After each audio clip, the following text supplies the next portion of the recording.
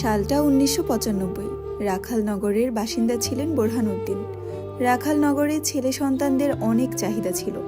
যখনই কোনো মেয়ে বা মহিলা গর্ভবতী হয় তখন থেকে বাচ্চা ভূমিষ্ঠ হওয়ার আগ পর্যন্ত তাদের গবেষণা চলতে থাকে। ঠিক ওই সময় বোরহানউদ্দিনের বউ গুলবাহার ৪ বারের মতো গর্ভধারণ করেন। আগেও তিনি ৩ বার সন্তান জন্ম দিয়েছে, কিন্তু দুর্ভাগ্যবশত উনার সন্তান মৃত জন্ম হতো। এই নিয়ে গ্রামের অনেকে বোরহানউদ্দিনকে অনেক কথাও শুনিয়েছে, যেন সে এই গ্রাম ছেড়ে চলে যায় তার গুলবাহারকে নিয়ে। কিন্তু পৈতৃক সূত্রে পাওয়া বাবার বাড়ি ছেড়ে সে যেতে চায় না। তাই এত লাঞ্ছনা সহ্য করেও তিনি এই গ্রামেই পড়ে আছে। গুলবাহার যে ৩ বার বাচ্চা জন্ম দিয়েছেন, ৩ বারই মেয়ে সন্তান হয়েছে। তাই গ্রামবাসী তাকে অলক্ষীও বলতেন, কিন্তু তিনি কাউকে কিচ্ছু বলতেন না, কারণ উনি ছিল খুব দুর্বল প্রকৃতির। কেউ কিছু বলে গেলে শুধু শুনতেন আর ঘরে এসে জায়নামাজে বসে আল্লাহর কাছে কাঁদতেন। বোরহানউদ্দিন গোলাপ চাষ করত বাড়ির পাশে। সেগুলো বিক্রি করে তাদের জীবিকা নির্বাহের ব্যবস্থা করত। ধীরে ধীরে সময় ঘনিয়ে এলো। একদিন ফজরের আজানের ঠিক আধা ঘন্টা আগে গুলবাহারের ব্যথা ওঠে। পাশের বাড়ি থেকে একজন বৃদ্ধা মহিলাকে নিয়ে আসে বোরহানউদ্দিন। উনি এসে জানায় গুলবাহারের সন্তান জন্ম দিতে কোনো সাহায্য করতে পারবে না, কারণ গুলবাহার যতবার বাচ্চা জন্ম দেয় মৃত জন্ম দেয়। আর উনি এখানে আসে বলে উনাকে আর কেউ কাজে নেয় না। উনি হচ্ছেন এই গ্রামের দায়মা, কিন্তু গুলবাহারের জন্য ওনাকে এখন সবাই অশুভ ভাবে। ঠিক ওই মুহূর্তে গুলবাহার চিৎকার দিয়ে উঠে। দায়মা আর দাঁড়িয়ে থাকতে পারলেন না। উনি যেয়ে সাহায্য করলেন গুলবাহারকে। ঠিক ফজরের আজানের সময় ফুটফুটে এক মেয়ে জন্ম দেয় গুলবাহার। একদিকে আজান দিচ্ছে, আরেকদিকে বোরহানউদ্দিনের মেয়ে গলা ফাটিয়ে চিৎকার করছে। দায়মা বাচ্চাটাকে দেখে চোখ ফেরাতে পারছে না। এত সুন্দর বাচ্চা উনি উনার ৭৭ বছর বয়সে এত ডেলিভারি করিয়েছেন, কখনো দেখেনি। বাচ্চাকে মায়ের কোলে দিয়ে দায়মা ঘর থেকে বেরিয়ে এলেন। বোরহানউদ্দিন উনাকে বাড়ি পর্যন্ত দিতে গিয়ে দেখে গোলাপ বাগানে কানায় কানায় ভরে আছে গোলাপ ফুলে। তা দেখে বোরহানউদ্দিনের চোখ ভরে এলো জলে। ফুলগুলো সে ভালো দামে বিক্রি করতে পারবে। ঘরে গিয়ে মেয়েকে দেখে মেয়ের নাম রাখলেন গোলাপজান। সাল ১৯৯৯। সকাল ৭টা বাজে। গুলবাহার উঠোনে পাতা ঝাড়ু দিচ্ছেন। বাড়িটা বাইন্না বাড়ি নামে পরিচিত। বোরহানউদ্দিনের দাদা একজন স্বর্ণকার ছিলেন, বাবাও ছিলেন, কিন্তু যুদ্ধের সময় তাদের সব কিছু শেষ হয়ে গেছে। বাড়ির মধ্যে 3টে টিনের ঘর, একটি দোচালা আর 2টি কোনো রকমে দাঁড়া করানো। যুদ্ধের সময় পাকিস্তানি বাহিনীরা ওখানে কিছুদিন ছিলেন। তখন বোরহানউদ্দিন তার নানির বাড়ি ছিলেন, তাই ভাগ্যক্রমে তিনি বেঁচে ফিরে আর পরিবারের বাকিদের পাকিস্তানি বাহিনী মৃত্যু উপহার দেয়। বাড়ির ডান পাশে গোলাপ চাষ করে বোরহানউদ্দিন, আর বাড়ির বাঁ পাশে একটি বিশাল ঘন জঙ্গল। তার পাশেই গুলবাহার কিছু সবজি শাকপাতা রোপণ করেছেন। সকাল 7:30 গুলবাহার উঠোনের কাজ শেষ করে ঘরে ঢুকেন। ঘরে যেয়ে দেখেন মেয়ে বোরকা পরে নিকাব বাঁধছে। গুলবাহার বললেন, কিরে মা, এত তাড়াতাড়ি তৈরি হলি যে? তোর ক্লাস না 8টায়? তোর বাবা তো এখনো আসেনি বাজার থেকে, তোকে নিয়ে যাবে কে? গোলাপজান পিছন ফিরে আম্মাকে বলে, আম্মা, আমাকে একটু পাখিদের বাসায় যেতে হবে। ও বলেছে আজ যেন ওকে নিয়ে যাই, কাল ওর ভাই শহরে গেছে, তাই একা যেতে ভয় পাচ্ছে। বলল আমার আর আব্বার সাথে যাবে। ও আচ্ছা, যা, আর জলদি ফিরিস, তোর আব্বা আসার আগে, নয়তো আমাকে রাগ দেখাবেন। আচ্ছা আম্মা। গ্রামের সরু রাস্তা দিয়ে হাঁটছে গোলাপজান। উদ্দেশ্য তার একমাত্র সই পাখির বাড়ি যাওয়া। রাস্তায় এক বৃদ্ধ মহিলা ডাক দিলেন, ওই সেরি থাম, ওই গুলবাহারের বেটি, কথা কি কানে যায় না তোর? গোলাপজান থামে। আসসালামু আলাইকুম দাদি, ভালো আছেন? কি রে সেরি, তোরে যে এত ডাকলাম, শুনলি না যে? দাদি দুঃখিত, শুনতে পাইনি, কিছু বলবেন? হ কমু তো, কি জানি কইতে আইছিলাম, ভুইলাই তো গেলাম। ও মনে পড়ছে, তোর মায়েরে কইস কুমড়ার বড়ি লাগবো 2 কেজি। আমার বড় পোলায় বিদেশ যাইব তো, হ্যারে দিয়া দিমু। পোলায় আমার বড়ি মেয়ালা পছন্দ করে। আচ্ছা দাদি, বলে দিব আমি আম্মাকে। এখন আমি যাই, আমার দেরি হয়ে যাচ্ছে। এই বলে গোলাপজান ছুটলো তার সইয়ের বাড়ি। যে দেখে পাখি তাদের বাড়ির উঠোনে বসে বসে বকুল ফুলের মালা গাচ্ছে। পাখি গোলাপকে দেখে উঠে এলো। কিরে সই, এত দেরি করলি কেন? দেখ, তোর জন্য আমি বকুল ফুলের মালা বানাইছি, হাতটা দেহি। দেহি কি? বলবি দেখি। তোকে না আমি বলেছি শুদ্ধ ভাষায় কথা বলবি, আমার কথা না শুনলে আমি তোর সাথে যাব না। আরে সই, এমন করস কেন? আমি তো কইতে পারি শুদ্ধ কথা, কিন্তু আমার শরম করে, মানুষে কেমনে জানি চায়া থাহে। গোসা করিস না বোন। গোলাপজান, আমি রাগ করবো কেন? আমার কি তুই কিছু লাগিস? না, একদমই না। আচ্ছা, আমি আজকে থেকে শুদ্ধ বলবো নে। সই, এবার একটু হাসবি না? হইছে, চলেন এবার। পাখি আর গোলাপজান বাবার পিছনে হাঁটছে তাদের মাদ্রাসার উদ্দেশ্যে, আর বোরহানউদ্দিন সামনে ভ্যান নিয়ে হাঁটছেন।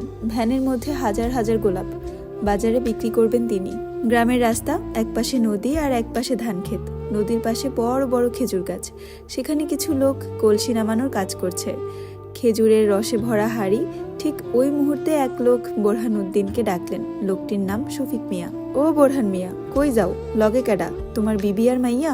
না শফিক ভাই, গুলবাহার বাড়িতে, আর মেয়েকে নিয়ে মাদ্রাসাতে দিতে যাচ্ছি। তইলে ওই যে আরেকজন বোরকাপিন্দা খাড়ায় আছে, হ্যাঁ কেডা? ও, এটা তো পাখি, প্রান্তর ছোট বোন।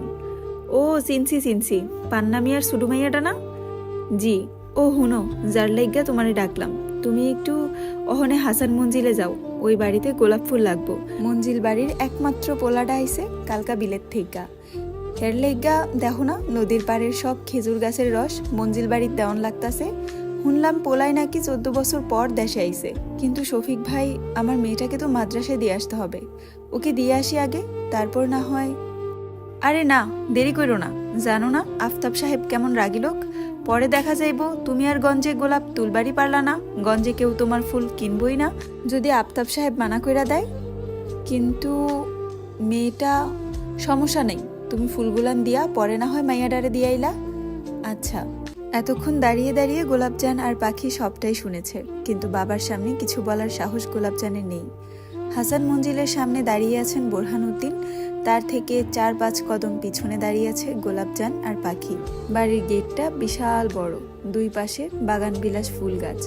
পাশে আরও কিছু গাছ আছে, কিন্তু সেগুলো ফুল গাছ না, ফল গাছ। আম, লিচু, কাঁঠাল, চালতা, সফেদা এবং 2টি বড় বড় রেন্টি গাছও আছে, যেগুলো দিয়ে পুরো বাড়ি ছায়া পাচ্ছে। গেটের সামনে 4 জন পাহারাদার দাঁড়িয়ে আছে। এতদিন শুধু বাবা আর মায়ের মুখে শুনেছে গোলাপজান মঞ্জিল বাড়ি বিশাল বড়, দেখলে চোখ জুড়িয়ে যায়। তবে গেট পর্যন্ত এসেই গোলাপজান তা উপলব্ধি করতে পেরেছে। গেট খুলতেই দেখলো আরেক চমক, এত বড় বাড়ি গোলাপজান আর পাখি জীবনেও দেখেনি। নিকাবের আড়ালে 2 জনের চোখ ছানা বড়া। বাড়ির ভেতরের দরজাটা বিশাল বড়, যেটা দিয়ে মহলে প্রবেশ করবে।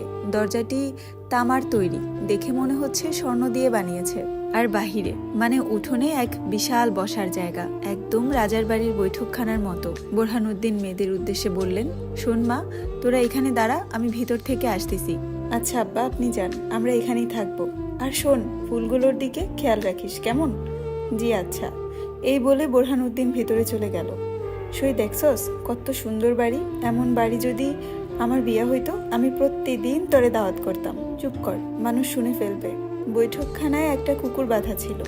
পাখিকে দেখে তাড়া করতে শুরু করলো। পাখিও ভয়ে দৌড় দিল। বেশ, কুকুর আরো বেশি রেগে গেল। কুকুরও তাড়া করছে আর পাখিও ছুটছে। এই দেখে গোলাপজান ভয় পেয়ে আশেপাশে মানুষ খুঁজতে থাকে। তখনই কুকুরটা গোলাপজানের দিকে নজর দেয়। গোলাপজান যখন বুঝতে পারে কুকুরটা তাকে এখন তাড়া করবে, সে লাফ দিয়ে গোলাপের ভ্যানে উঠে দাঁড়ায়। আর ঠিক ওই সময় বাড়িতে একটি গাড়ি ঢুকে। গাড়ির ভেতর থেকে একজোড়া চোখ দেখে একটি কালো বোরকা পরা মেয়ে দাঁড়ানো। ভয়ে সিটিয়ে আছে আর হুসহুস করছে। নিকাবের আড়ালে চোখ দুটো স্পষ্ট, গাড়ির মধ্যে থাকা লোকটিকে আকর্ষিত করছে। টানা টানা চোখ, ঘন পাপড়ি, কালো কুচকুচে চোখের মণি, তার সাথে গাঢ় করে কাজল দেওয়া। এক মুহূর্তে যে কাউকে ঘায়েল করতে এই নয়ন জোড়াই যথেষ্ট। গাড়িটা বাড়ির ভেতর ঢুকতে ঢুকতে গাড়ির গ্লাস নামিয়ে দেখলো সেই তৃষ্ণার্থ নয়ন জোড়া সেই রমণীকে। ধীরে ধীরে চোখ নিচের দিকে নামায়, দেখে মেয়েটা হাজার হাজার গোলাপের উপর দাঁড়িয়ে আছে। দেখে মনে হচ্ছে গোলাপের বাগানে গোলাপের রানী দাঁড়িয়ে আছে। গাড়ি থেকে নামলেন হাসান মান্নাত, হাসান মঞ্জিলের একমাত্র উত্তরসূরি আফতাব হাসানের একমাত্র ছেলে। পরনে তার সাদা পাঞ্জাবি পায়জামা, পায়ে চটি স্যান্ডেল, হাতে সোনার ব্রেসলেট আর রূপোর ঘড়ি। সুঠাম দেখি সুপুরুষ, নির্দ্বিধায় বলা যায় তাকে কোনো রাজ্যের রাজপুত্র। চোখগুলো বাদামি রঙের, তবে বেশি ফর্সা না গায়ের রং, শ্যামবর্ণ। তাও যেন দেখলে চোখ ফিরানো যাবে না, এত মায়াময় লাগছে ছেলেটাকে। এই মেয়ে, তুমি এমন করে ফুলগুলো বাড়াচ্ছ কেন? হাসান মঞ্জিল বাহির থেকে যতটা সুন্দর আর বিশাল, ভিতরে তার থেকেও 1000 গুণ সুন্দর। সবকিছু অনেক পরিপাটি। বোরহান উদ্দিন এর আগেও 2 বার এসেছে এই মহলে, তবে বাড়ির ভেতরে ঢোকেনি। বৈঠকখানা অবধি এসে ফুল দিয়ে গেছে, তবে আজ প্রথম এই বাড়ির অন্দর মহলে প্রবেশ করলো। মেহেরবান, আপনি অন্দরে ঢুকেছেন কেন? পিছন ফিরে দেখলো বোরহান উদ্দিন। সঙ্গে সঙ্গে মাথা নিচু করে ফেললো, ধীর কণ্ঠে বললেন, না মানে মালকিন, আমাকে শফিক ভাই বলেছে আপনার নাকি অনেক গোলাপ লাগবে, তাই দিতে এলাম। বাহির থেকে বললো অন্দরে আসতে, তাই আর কি। আপনাকে এইখানে আসতে বলেনি, ওরা বলেছে আমার ছেলে মান্নাতের ঘরে যেতে। ওর ঘর অন্দরের পিছনে, ওখানে যান। জি মালকিন। হাসান মান্নাত তাকিয়ে আছে মেয়েটার দিকে। কি হলো মেয়ে, বোবা নাকি তুমি? গোলাপজান মিনমিন গলায় বলল, জি আমি তো ইচ্ছে করে এখানে উঠিনি, আমাকে এই কুকুরটা তাড়া করেছে। ওই যে দেখুন, আমার সই ওখানে লুকিয়ে আছে, ওকেও তাড়া করেছে এই দুষ্টু কুকুরটা। হাসান মান্নাত ঘাড় ঘুরিয়ে পিছন ফিরতেই দেখে একটি মেয়ে বোরখা পরা ওদের সফেদা গাছের উপর বসে আছে। দেখতে পুরো পেতনির মতো লাগছে। ও তোমার সই? জি, দেখে তো মনে হচ্ছে সফেদা পেতনি। কি না, মানে এমনিতে তো মানুষ শেওড়া গাছের পেতনি বলে, কিন্তু তোমার সই যেহেতু সফেদা গাছে বসে আছে, তাই আর কি আমার গাছটাকেই বদনাম করলাম। গোলাপজান চুপ করে রইল, কারণ তার এখন খুব ভয় হচ্ছে। আব্বাটা মহলে ঢুকলো, কিন্তু এখনো এলো না কেন? শুনুন। মান্নাত পিছন ফিরে তাকালো সেই রমণীর দিকে, যার কণ্ঠ তার কাছে মধুর মতো লাগছে। সে এই মধু আহরণ করতে চায়, কিন্তু কিভাবে? এক দৃষ্টিতে চেয়ে থাকে মেয়েটির দিকে। এই যে শুনুন না, আমার আব্বা এই বাড়িতে গেছে, এখনো আসেনি। আমার আব্বাকে একটু ডেকে দিন না, যেন এই কুকুরটাকে এখান থেকে তাড়াতে পারে। এতক্ষণে মান্নাতের হুঁশ ফিরে, সে কুকুরটিকে ডাক দেয়, বাদশা। কুকুরটি আস্তে করে লেজ গুটিয়ে চলে আসে মান্নাতের পিছনে এসে বসে পড়ে। ঠিক ওই সময় বোরহানুদ্দিন মহল থেকে বেরোয়। কিরে মা, তুই এটা কি করলি? ফুলগুলো তো নষ্ট হয়ে গেল, এখন এগুলো কিভাবে সাহেবদের দিব? গোলাপজান তড়িঘড়ি করে নামতে নিলে পায়ে কাটা বিঁধে পড়তে নেয়। ঠিক তখনই এক শক্তপোক্ত হাত তাকে সামলে নেয়। গোলাপজান ভয়ে চোখ খিচে বন্ধ করে ফেলে, কিন্তু মেয়েটার নিকাব সরে যায় সঙ্গে সঙ্গে। মুখটা দৃশ্যমান হয়ে ওঠে। যেমন কণ্ঠ, তার থেকেও কয়েক গুণ মায়াময় তার রূপ। দুধে আলতা গায়ের রং, চোখ দুটো ভীষণ মায়া ভরা এবং আকর্ষণীয়। নাকটা তীরের মতো সোজা, ঠোঁট দুটো গোলাপের পাপড়ির মতো কোমল। চোখের পাপড়িগুলো যেন নৌকার মতো বাঁকা বাঁকা, কালো ঘন। ঠোঁটের উপরে একটা ছোট্ট তিল আছে, যা যে কেউ দেখলে আগে তিলটাই নজরে পড়বে। এ যেন এক অন্যরকম আকর্ষণ। গোলাপজান দ্রুত চোখ খুলে আর সামনে এক অপরিচিত লোক দেখে তাড়াতাড়ি করে নিকাব টান দেয়, আবার মুখ ঢেকে ফেলে। মান্নাত হাত ছেড়ে দাঁড়ায়। বোরহানুদ্দিন দৌড়ে এসে গোলাপজান আর পাখিকে বলে ওরা যেন তাড়াতাড়ি বাড়ি চলে যায়, আজ আর মাদ্রাসায় যাওয়া লাগবে না। গোলাপজান আর পাখিও কথা মতো মাথা নিচু করে চলে যায়। মান্নাত এক দৃষ্টিতে তাকিয়ে থাকে গোলাপজানের যাওয়ার পানে। বোরহানুদ্দিন এগিয়ে এসে বলে, সাহেব এই ফুলগুলো তো আমার মেয়ে নষ্ট করে ফেললো, আমি কাল আপনার জন্য নতুন ফুল নিয়ে আসব। এই বলে বোরহান ভ্যান ঘুরায় বাড়ির উদ্দেশ্যে। দাঁড়ান। বোরহানুদ্দিন থামে। সে ভয় পাচ্ছে না, কিন্তু নিজের মেয়ের কাণ্ডে লজ্জিত, তাই মাথা নত করে দাঁড়িয়ে আছে। এই ফুলগুলো আমার ঘরে রেখে আসুন। কিন্তু এগুলোতে তো পাড়া লেগেছে, ফুলগুলো মুরঝিয়ে গিয়েছে। আমার মুরঝানো ফুলই লাগবে, কাজ আছে, ঘরে রেখে আসুন। বোরহানুদ্দিন কথা মতো মুরঝানো ফুলগুলোই রেখে এলো মান্নাতের ঘরের সামনে। ওখান থেকে কিছু কাজের লোক এসে ঘরের ভিতর নিয়ে গেল। হ্যালো, আসসালামু আলাইকুম এভরিওয়ান, আমি জান্নাত রহমান আপনাদের জন্য একটি নতুন গল্প নিয়ে এসেছি, যেটা আমি নিজে লিখেছি। গল্পের নাম গোলাপজান। প্রথম পর্ব আপনাদের সাথে শেয়ার করলাম।